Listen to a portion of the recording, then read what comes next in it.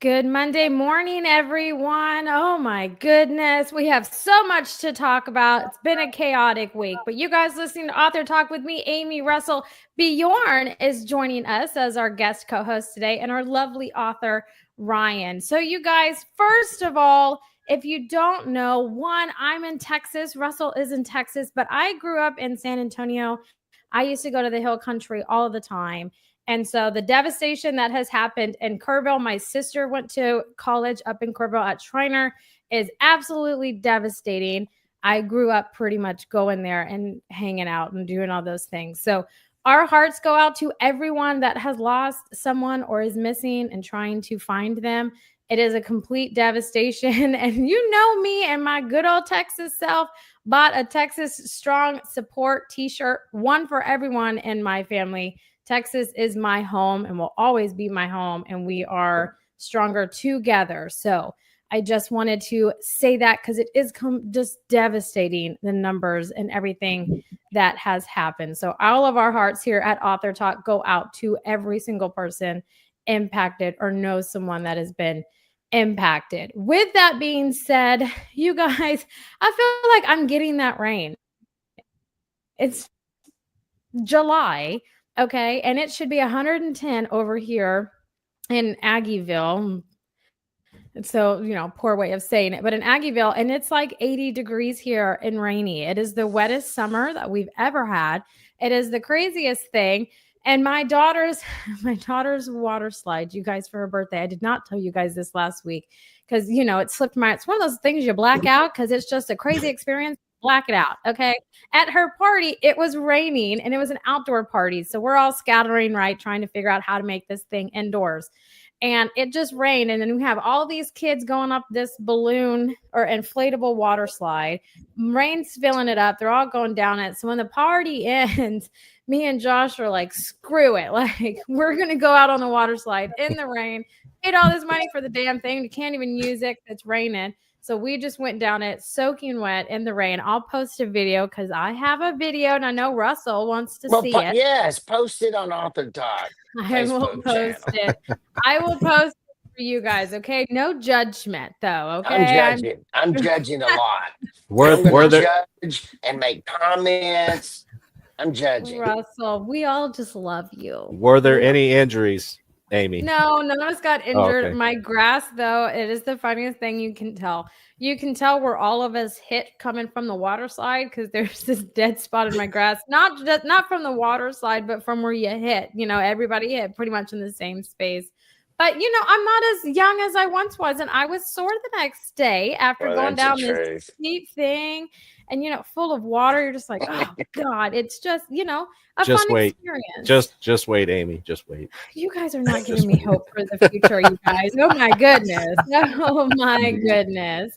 But I'm curious and I am interested. I love hearing. I want to hear what all you guys did this week. And hopefully it was hot and humid where you are because us Texans miss that. At least this one does. So what all did you guys do this weekend? Who wants to go first? Are we doing popcorn today? I guess I'll go first. Go ahead, All Russell. right. Go, Russell. Okay, so I spent the weekend in Atlanta. And Atlanta is usually 10 to 15 degrees cooler than Houston, and it's usually about 20% less humidity. So if you're a Houstonian, it's like fall or spring, right? Even during the summer. So I was in Atlanta this week selling a house. Every night we would do something that, like one night we went to Bones, it's a steakhouse. Just kind of say bye to that part of our life.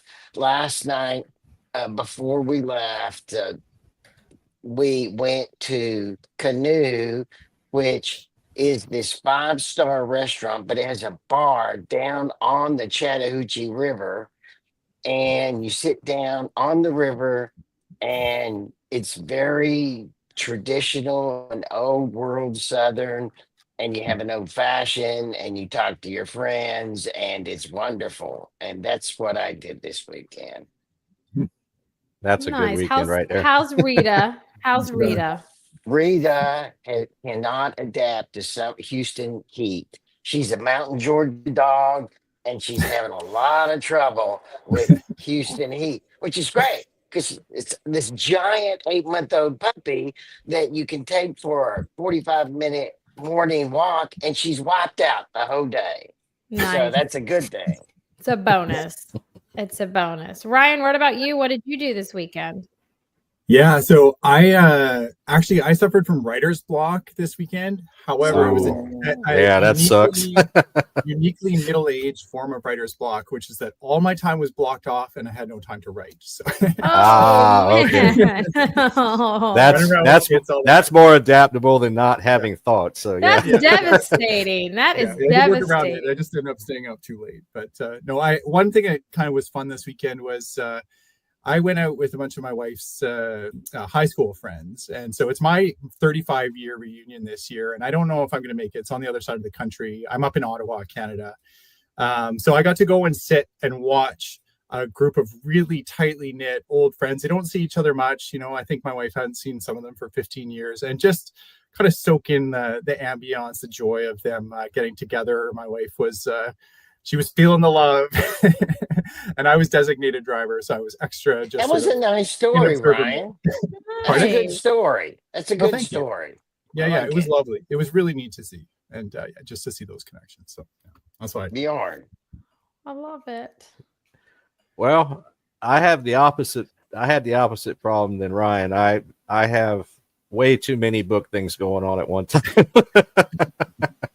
Part of it Amy was involved in. We're designing the cover of one of the books that's upcoming. The lovely Dina is going to work her magic there again, but we had to. She's good at it. She is. She's awesome. But we had to be a little creative because this one's different than the other ones in the series. So we had to do a little three-way brainstorming between myself and Amy and Dina to come up with something. But I think it's going to be awesome.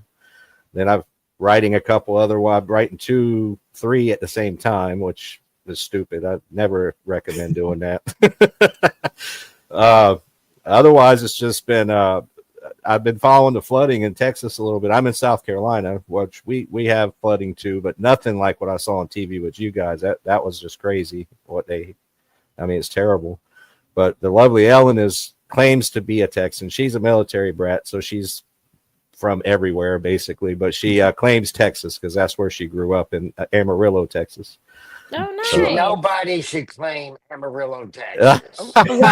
Russell's from Amarillo. And so pick another town. and that right there is what I've been learning about Texas is South Carolina is that way in a way, but there's fewer regions. You guys are so big. You have so many regions, and it seems like this region competes with that region. I've heard Western Texas, the Panhandle. You go by South Carolina. True. I didn't even know this existed. I bet a large part of the country doesn't know it exists about South Carolina. Ryan, I bet you don't know. Have you ever heard about the low country of South Carolina? That's where I'm from. Yeah. Have you ever heard about it? Okay, that's a thing. I didn't even know about it till I hit Georgia and started living here for a while. And yes, it's a thing. It's a region. They're very proud of it. They have their own food. They have their own everything. It's very interesting. Yeah, it's a different culture. Like they have low country gumbo, and it is not the only thing it shares with Louisiana gumbo is the name. Right. Actually, we were interviewing another author from Canada one time, and they said, well, there's Yukon gumbo. So I don't even know what that is. That's something I need to try someday because they said that. But anyway, yes. I do need to thank our listeners. Netherlands when I think low country. So assuming a little different from that. I need to thank our listeners. We have most people that listen to us are during the week on our podcast while they're driving home, working out. Ryan, that's actually why our show is 45 minutes. That's the average workout. So interesting. People can listen to it during their workout. We are we're in top 1 or 10%, depending upon the podcast channels, and we're very proud of it, and we're very humbled by it. We thank people. When we first moved to podcast, when we first moved to the channels, I could never find us. And I would always call Amy or text Amy, why can't I find us? And then she did some stuff, and now even I can find us. And that's not some cut on me. I mean, I'm that technologically backward. You know, Amy, where yeah. can anybody find us on? I will podcast say show? I don't miss getting those text messages of Amy, how come I can't find us? I like better our just normal communication. I do love that. But yes, you can find us anywhere that you can search for a podcast. My favorite one, of course, is Amazon. I'm an Android user, so Google Play if you are an iPhone, iTunes, Good Pods, Spotify, anywhere that you can search for a podcast, type in Author Talk. Look from the crimson, red, and gold, you guys, because those are my favorite colors. Hence, Roll Tide, Russell, just to really knock it in for you today. And You did not need to say those words. That is just hateful, to hate put him over the edge. words. Hey, I was at an Aggie wedding and did hook 'em for you. Okay, so you can't Okay. even say that.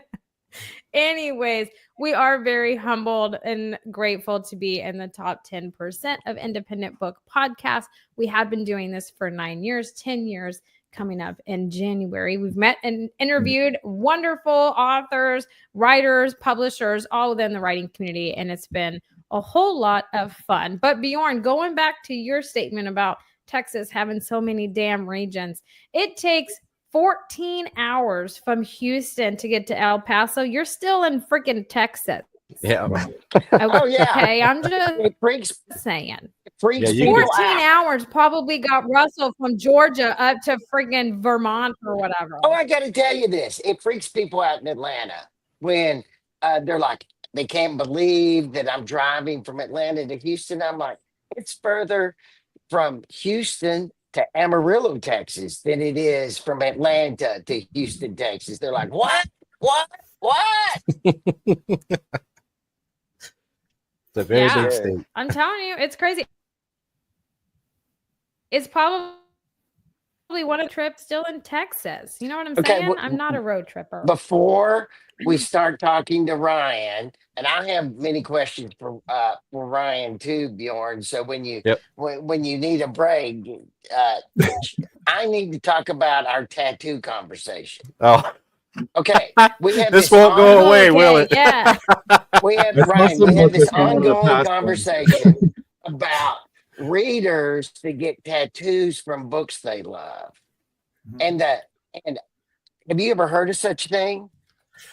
Like quotes or like The what, answer or is like no. characters? He's never heard of it. Okay, Both. Okay. No. we are on this challenge to find in India these book festivals are huge rock type concerts that the young people go to, and we're on search for what do we have in the West, what do we have in America that's as good is the India book festivals because they are spectacular. You can see them on YouTube.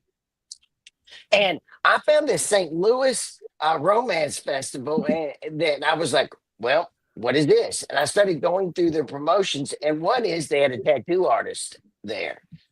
And during the next show, I was like, why would you have a tattoo artist at a book festival? And Amy explained that there's a part of romance reading fans that actually tattoo books, and what do they tattoo to their own body? These are young women.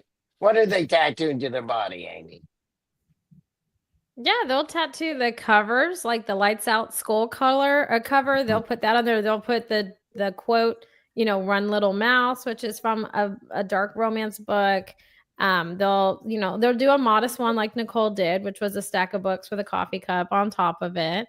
But I feel like a disclaimer needs to be said. It's romance events that these artists are at, and it's primarily dark romance readers that get these tattoos You made that before. transparent. So I got to tell you what happened this week in Atlanta. So I made a mistake. Oh, So, okay. It's been one of the ongoing things I've been spotting. Like while I was in Paris, I spotted the seventh young woman with one of those kind of tattoos, and actually texted it to Amy while I was sitting having champagne, at one of those sidewalk cafes. It was wonderful, but that's another story. So in Atlanta this week, there was this young woman she was tatted up pretty well, and I swear she had the mouse tattoo.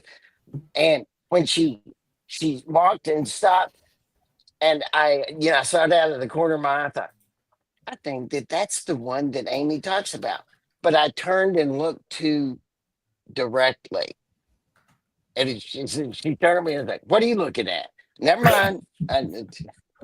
So I got myself in trouble now, which is bad because you kept telling me that I should ask him about it, and I told you that was way too creepy.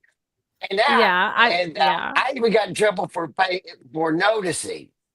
Have you ever come across a writer who's had their material tattooed on somebody? Like, what's a writer's perspective on that? Curious. I don't know. I feel like as a writer, I'd be like, that's some sort of milestone. I don't know. I feel like for these romance authors, I wouldn't think that was a compliment.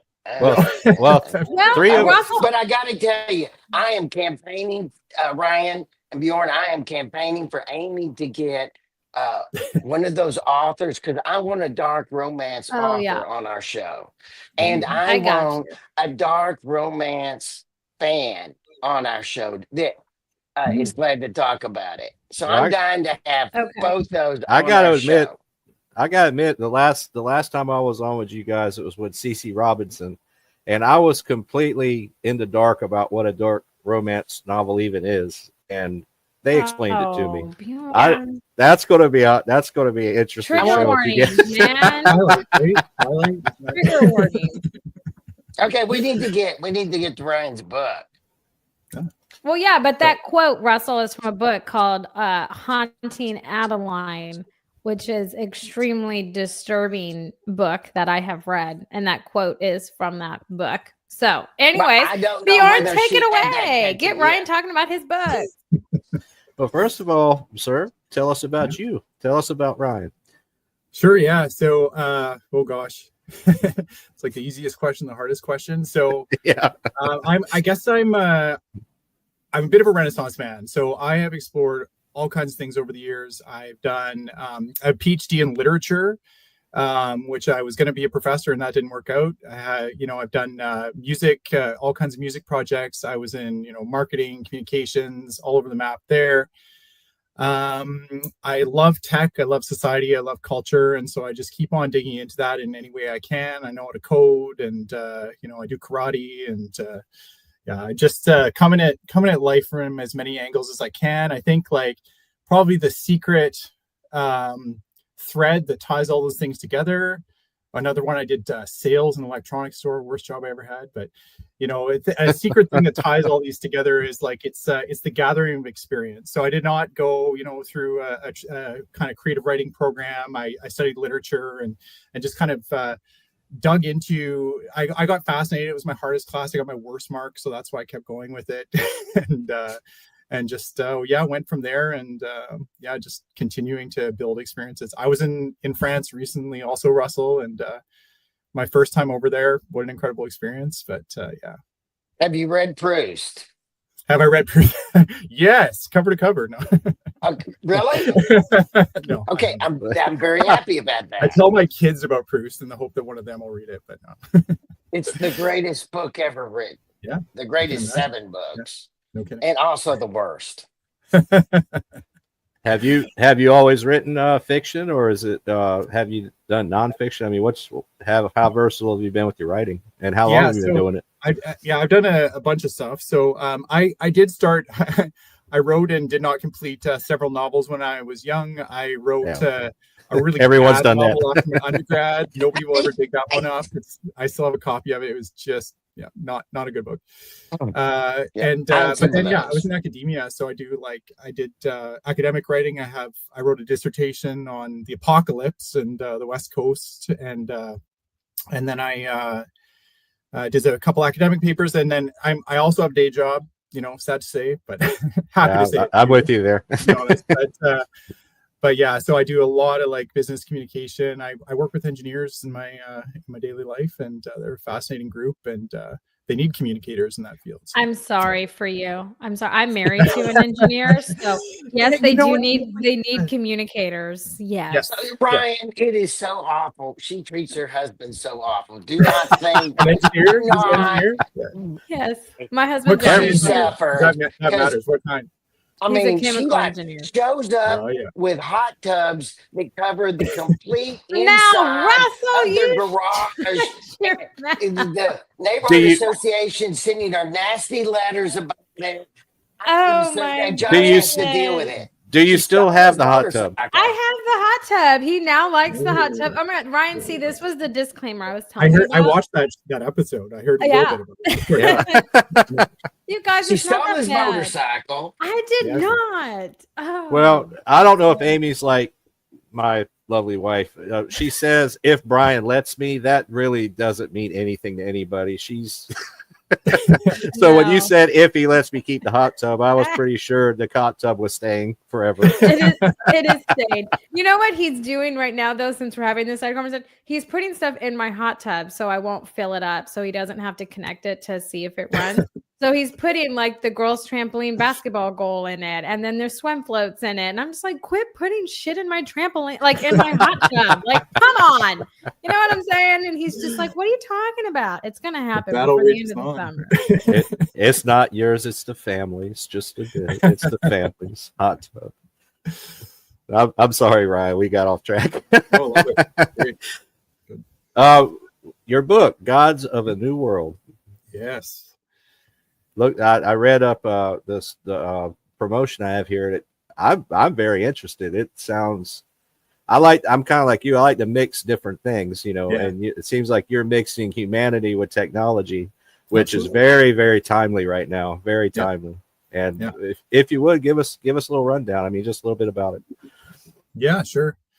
Yeah. So I guess I can start with like a synopsis. Just high level, it's about a world in the not too distant future where like the trillionaires, we've got billionaires now, but I would give it, 10, 15 years. What's the time frame? What's roughly the time frame? Are we talking 100 years? 20 years. 20 years. Because there's sort of a so it's a near science fiction book as far as the genre. So me and Russell will be alive to see it. That's good. Well, you will.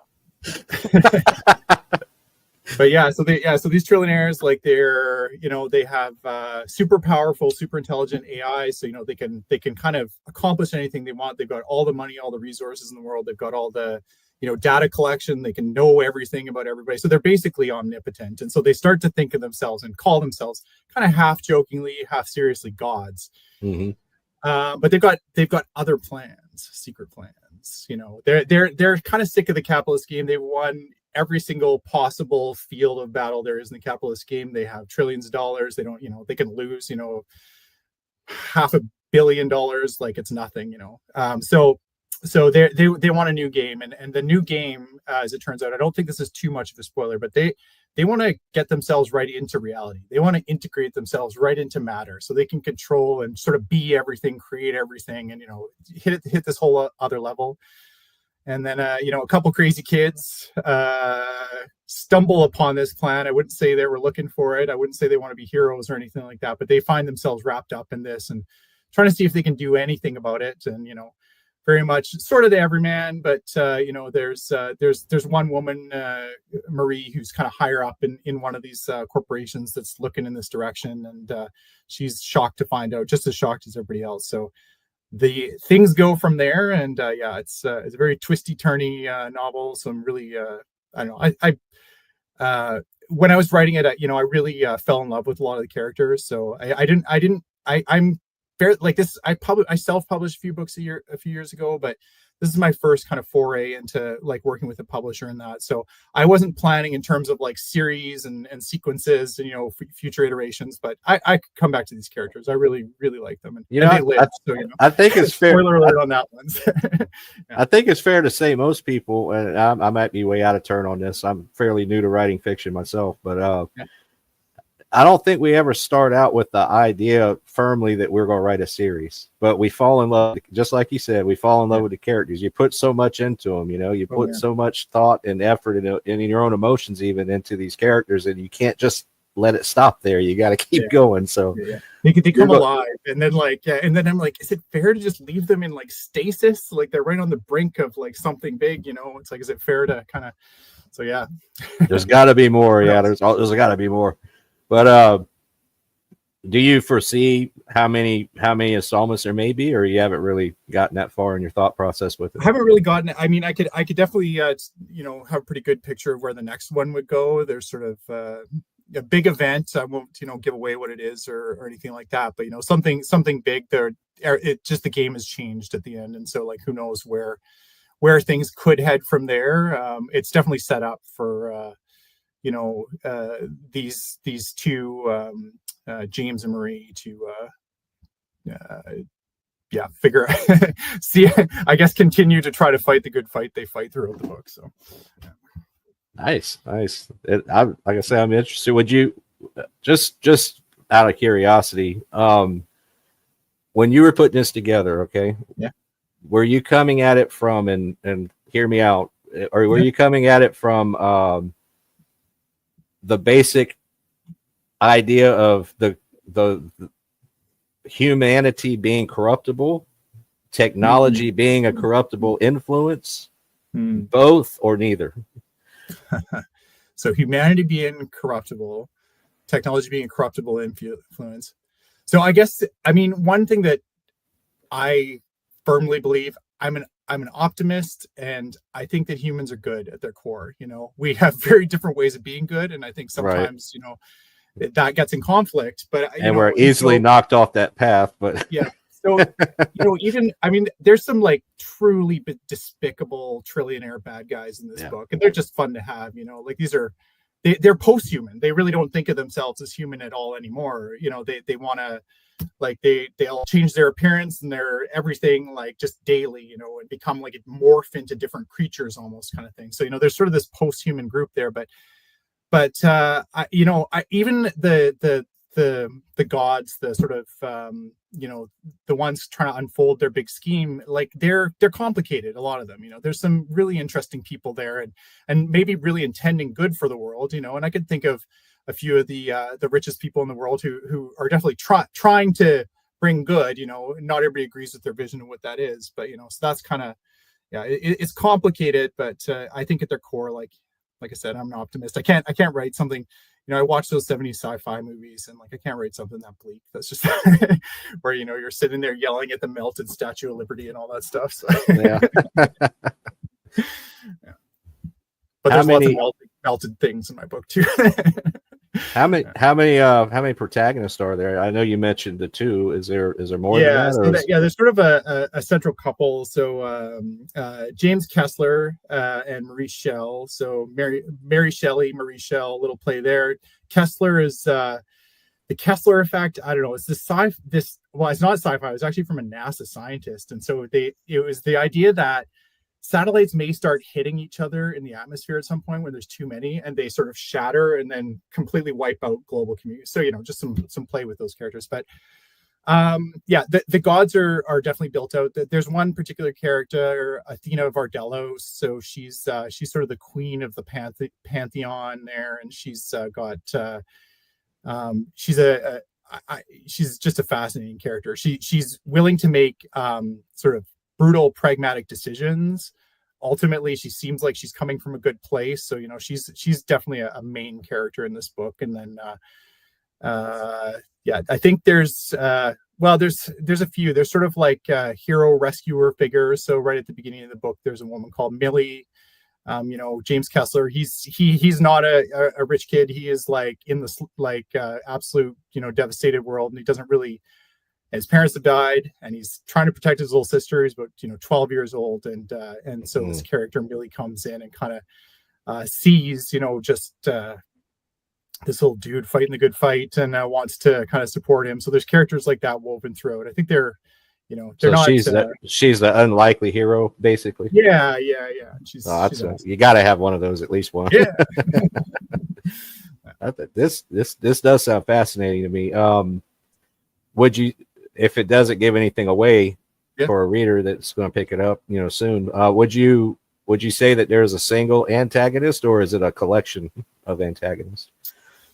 It's a collection of antagonists, right? So like there's sort of four of the trillionaires who are like bad news. They're like sort of the worst, sort of most exploitative things that happen in the world incarnate, right? So you've got somebody like there's a character named Iblis, and it's like Iblis, like iPhone kind of thing, but it's also the name of like the Arabic Satan, basically. And this guy, so he's a mega, not a televangelist. He's not tied to a specific religion. He wouldn't dare, because that would sort of limit his options. But he's sort of like a mega kind of preacher type character, and he's a spiritual guru. And it's just, he's so cynical. He's so exploitative and kind of pulling it in. So that's, one. There's a let's see who else is there. Oh gosh, now I'm blanking. Oh yeah, there's there's a character named Bathory Gunnis. She's a nightmare. Like, she is like the worst, most covert, like government changing, like assassinations and blackmailing kind of. So Bathory Gunnis is actually the name of two serial killer women throughout history. So she's she's bad news, and they're all kind of that caliber. Not a lot of redeeming characteristics. All those people you love to hate. Exactly. Yeah. Can I ask a question? You got a little one in the background. Yeah. Yes. Okay, so what is the main point, or what was the main point of this book? Was there some main goal? Did you want to make a main message? What was it? What was it to you? So, it's a fantastic question, Russell. I think that, so, okay, at a kind of like high level, I do think that art and writing gives us ways to cope with the world, right? So there's a lot of like fear, uncertainty, especially around things like AI and sort of where the direction the world's headed more generally. And, the book is not unrealistic about sort of where it heads. Like there's basically a drop off, a collapse, and then there's a sort of after the collapse is sort of where the book takes place. And it's not all negative at that point. There's been some recovery, but I think it's to help people feel sane in the world. It certainly helped me feel sane writing these characters, like just with so much, like these big question marks hanging out over the future of the world and all that. And so I think that's where I came from in it. Would you say it's kind of a blend of dystopian and science fiction, or is it more firmly in science fiction? There's dystopian, but there's also like a kind of joy in there. Like there's a lot of just wacky stuff in the future that I write. So like just Perfect. Like little things like you can go and like print off a sweater. So it's like chilly one evening. The guy goes to like a vending machine, prints off 3D prints a sweater and throws it on. And it's really we're almost there now, from what I understand. Yeah, exactly. Yeah. And scarily, a lot of the stuff has maybe happened since I wrote the book, a couple years ago. Obviously, it's got a heavy technological, influence on it. Would you?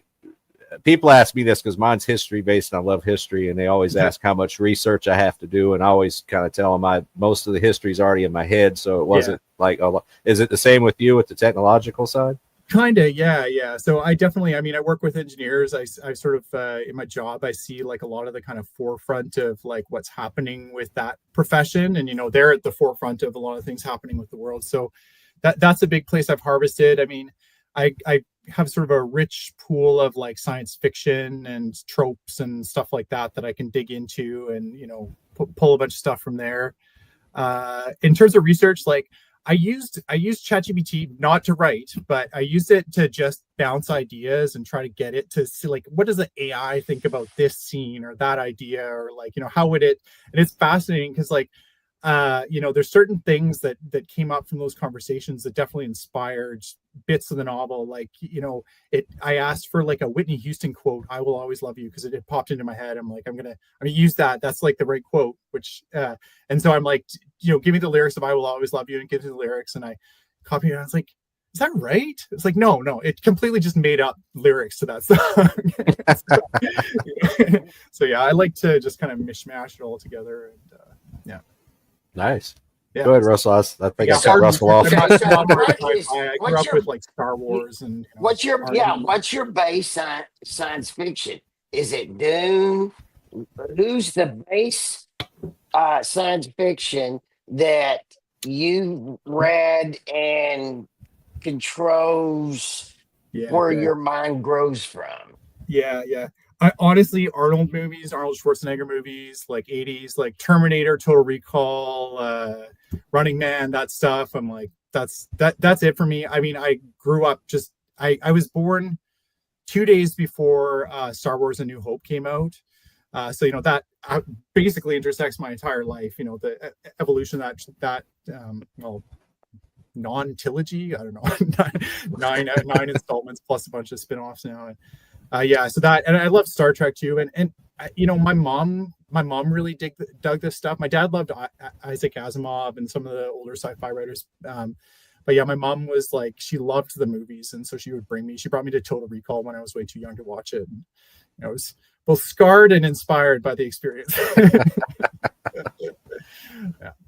I'm probably biased, just like I think we're in the same age group for sure. But that's the golden age of sci-fi. I don't care what anybody says. Good stuff. And it's like past the 70s, like because the 70s stuff was awesome, but it was so bleak, like Andromeda Strain and like all the Planet of the Apes stuff, and like I don't know. I try to think of them.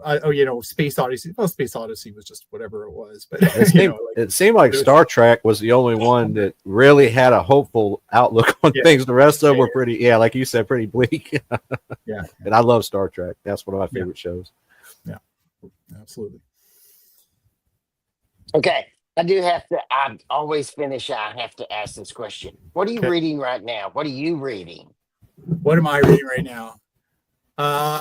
So I can't remember the name of the book. So I guess I'll just say the things I most recently read. So my favorite writer of all time is Malcolm Lowry. He's a guy, he wrote in the sort of mid-century, last century. He's a complicated guy, but one of the most just sensitive, intelligent, like beautiful prose. Like he could capture thought processes like nobody else. So like I did read one of his. I reread a book called October Ferry to Gabriel Island that was published posthumously. I'm trying to think. It gets tricky. Like something has happened with me. My eyes have changed, and I'm like trying to scramble to like, because I get sleepy when I read.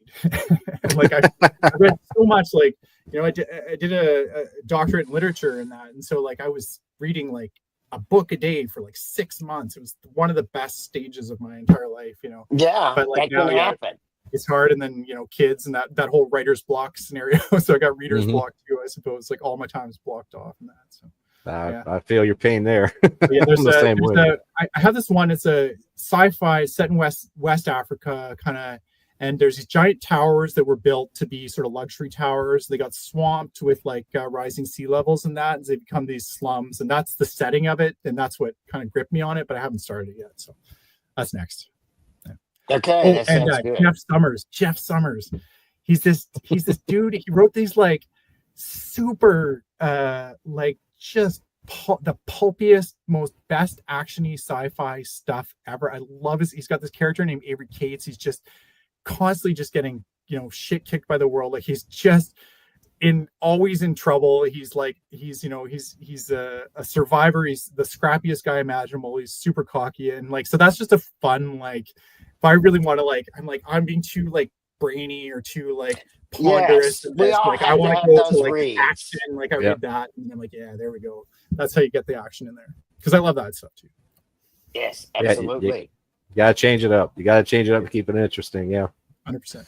So, how do people contact you? Find out more about you. Find out what you're up to. That sort of thing. Yeah. So I'm most active. I use Blue Sky a lot. I find the community there is great. I find they got a lot of people, better engagement than anywhere else I've been on. So like that, you can reach out to me anywhere through there. I also have a Facebook page, a writer's page I've had there. And I use Instagram a bit. So those are a couple of the main places. Yeah. I have a website. It's an old blog. I like the writing, so I've kept it, but I haven't touched it in a few years. So. Well, you need to kick that up then. Well, yeah. But he's back to writer's block again. He can't allow time. Yeah, exactly. It's the writer's block problem. That's right. Yeah. Absolutely. Amy? Yes, I know, Russell. I know. I don't have a favorite like sci-fi writer. My daughter's leaving to go wake up her sister. I don't really have a favorite like sci-fi one. I will say, I'm sure you guys are going to give me a lot of hate. Star Trek was not like my thing.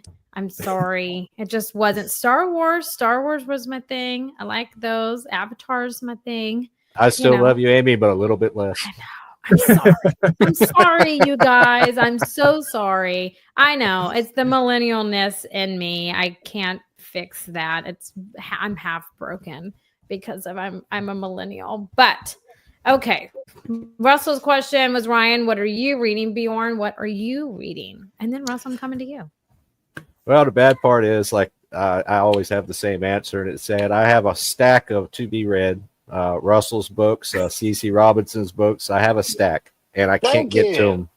Oh, absolutely. I can't wait.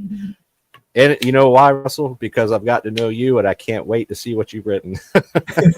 Thank you, Bjorn. I appreciate that. No, I'm definitely going to get to it. It's just right now I've got, like I say, I overbooked myself. It's my own fault. I've got one I just got back from the editor. I'm writing 2 more. I've got the book covers, launches. It's just I'm in Ryan's boat. I have writers, readers, anything, sleep block. I don't even sleep hardly. I get about 4 hours of sleep a day, and that's it. But yeah, I wish I had a good answer. I don't, but definitely to be read, relisted. I will make big efforts to get to that soon. They're on audiobook too, just to help you out. They're on audiobook too. But Russell, what are you reading? I haven't progressed to that level of technology. I'm reading the last book in the Expanse series. It's a science fiction series, and I'm on the last book.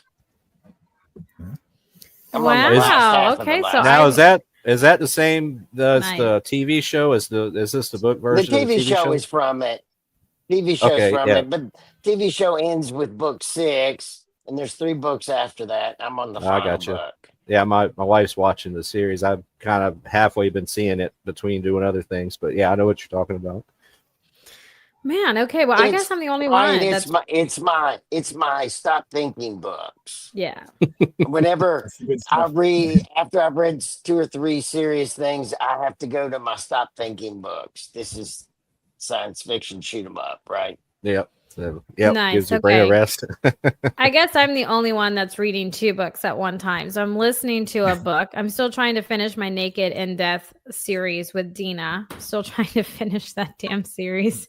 I'm going to by the end of the year. I'm telling you, I'm going to catch up to her. She's probably 9 books ahead of you by now. You were like 4 She's ahead. already finished. But she cheats though. She skims. She cheats. But she said she doesn't. I know. I'm also reading Laura Adrian's books again, her 100 series. It's 100 nights, 100 days, 100 something, which is a romance. It's on the cusp of being a dark romance. It's on the cusp. It's not fully. There's happy endings. But I'm rereading hers because her book is going to come back out. So I'm reading that one, listening to Naked in Death, and then I have all my apps that I'm reading. So I guess it's like 10 books, I guess. But whatever. It just is what it is. That's currently what I'm doing. And I have the same problem, Ryan. I fall asleep reading. I do. I fall asleep reading all of my audiobooks. I haven't really got into audiobooks, but might be headed there. I just love holding a book and drinking a big coffee, and that's just what it's all about. Ryan, I got news for you. You can do both. Hey, there we go. I do both. Yeah. The sad part is I say I don't read audio. I don't read audiobooks. I don't even have a gizmo to do it. But my phone will read Word documents to me while I'm driving, and I use that time to proofread what I've written. So all my ride to work, I'm picking out all the things I did wrong, and I can go back and fix it later. Oh, I love it. I love it. Well, you guys, we have come to our time. Russell's going to give me the dirty look if I don't wrap this up. I already did. I know, but I was being and nice you ignored to you. it. I do. But, I feel like all of us could sit here and talk forever. So Ryan, you'll have to come back You on sure and we can can. always I would love to. Absolutely. finish our Thank you so much. It's been an honor, conversation. honestly. This is my first Your podcast daughter's on my ever. side, though. She Oh, wants is you it to really? stop immediately. Wait a minute. You Oh my chose gosh, I'm so you chose glad that you picked us. I love yeah, it. well, I was going a I am different too. direction. You picked us? That Yes, was we're fantastic. Ignore Bjorn. Ignore Bjorn. We are fantastic. So I feel Awesome. super honored that you did that. But I want to thank you for taking time out of your day to come and hang out with us, laugh with us, put up with Russell, you know, the basics. I thoroughly enjoy it. So thanks for taking time out of your day to come hang out with us, Ryan. It was so really much good to meet fun. you, sir. Thank you. Really good to meet you. Yeah, Oh. you read Proust, therefore you're good. All right, everybody. Talk Well, about we exactly. We hope that you all have a fantastic rest of your Monday, a great rest of your week. Keep Texas in your thoughts and your prayers and everything like that. But until next Monday, bye for now, everybody.